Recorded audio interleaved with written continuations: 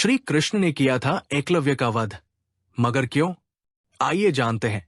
महाभारत काल में प्रयाग के तटवर्ती प्रदेश में सुदूर तक फैला श्रृंगवेरपुर राज्य एकलव्य के पिता निषादराज हिरण्यधनु का था। गंगा के तट पर अवस्थित श्रृंगवेरपुर उसकी सुदृढ़ राजधानी थी। उस समय श्रृंगवेरपुर राज्य की शक्ति मगध, हस्तिनापुर, मथुरा, चेदी और चंदेरी आदि बड़े राज्यों के समकक्ष थी। निषाद हिरण्यधनु और उनके सेनापति गिरिबीर की वीरता विख्यात थी।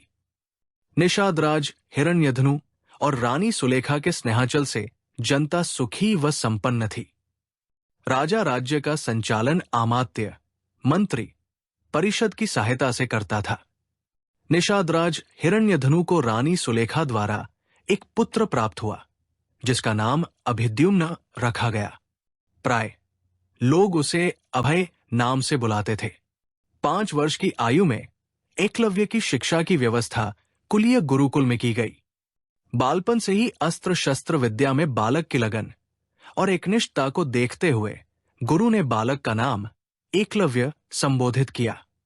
एकलव्य के युवा होने पर उसका विवाह हिरण्यधनु ने अपने एक निषाद मित्र की कन्या सुनीता से करा दिया। एकलव्य धनुर्विद्या की उच्च शिक्षा प्राप्त करना चाहता था। उस समय धनुर्विद्या में गुरु द्रोण की ख्याति थी, पर वे केवल ब्राह्मण तथा क्षत्रिय वर्ग को ही शिक्षा देते थे और शूद्रों को शिक्षा देने के कट्टर विरोधी थे। महाराज हिरण्यधनु ने एकलव्य को काफी समझाया कि द्रोण तुम्हें शिक्षा नहीं देंगे, पर एकलव्य ने पिता को मनाया कि उनकी शस्त्र विद्या से प्रभावित होकर आचार्य द्रोण स्वयं उसे अपना शिष्य बना लेंगे। पर एकलव्य का सोचना सही न था। द्रोण ने दुत्कार कर उसे आश्रम से भगा दिया। एकलव्य हार मानने वालों में से न था और बिना शस्त्र शिक्षा प्राप्त किए वो घर वापस लौटना नहीं चाहता था।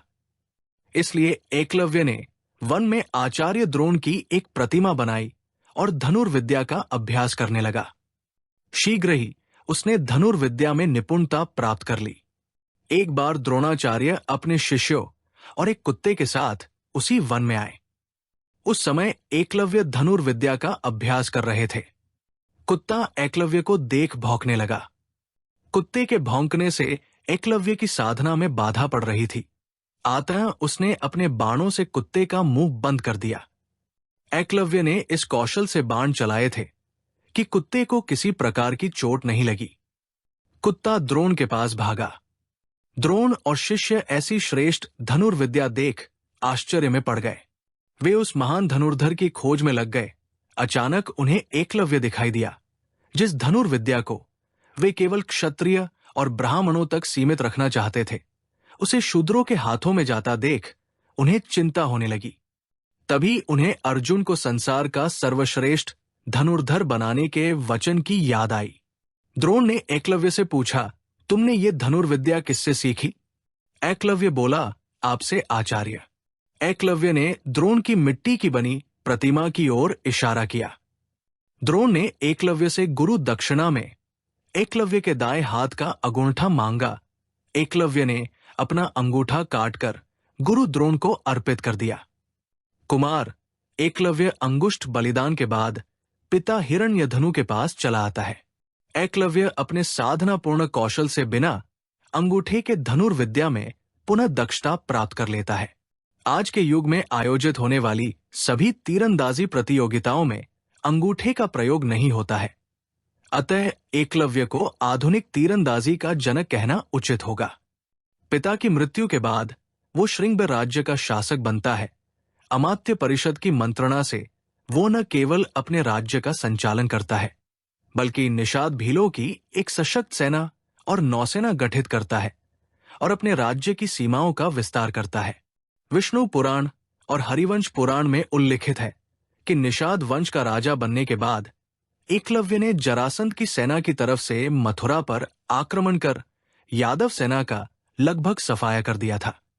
यादव वंश में हाहाकार मचने के बाद जब कृष्ण ने दाहिने हाथ में महज 4 अंगुलियों के सहारे धनुष बाण चलाते हुए एकलव्य को देखा तो उन्हें इस दृश्य पर विश्वास ही नहीं हुआ। एकलव्य अकेले ही सैकड़ों यादव वंशी योद्धाओं को रोकने में सक्षम था। इसी युद्ध में कृष्ण ने छल से एकलव्य का वध किया था। उसका पुत्र केतुमान महाभारत युद्ध में भीम के हाथ से मारा गया था। जब युद्ध के बाद सभी पांडव अपनी वीरता का बखान कर रहे थे, तब कृष्ण ने अपने अर्जुन प्रेम की बात कबूली थी। कृष्ण ने अर्जुन से स्पष्ट कहा था कि तुम्हारे प्रेम में मैंने क्या क्या नहीं किया है। तुम संसार के सर्वश्रेष्ठ धनुर्धर कहलाओ, इसके लिए मैंने द्रोणाचार्य का वध करवाया, महापराक्रमी कर्ण को कमजोर किया, और न चाहते हुए भी तुम्हारी जानकारी के बिना भील पुत्र एकलव्य को भी वीर गति दी, ताकि तुम्हारे रास्ते में कोई बाधा ना आए।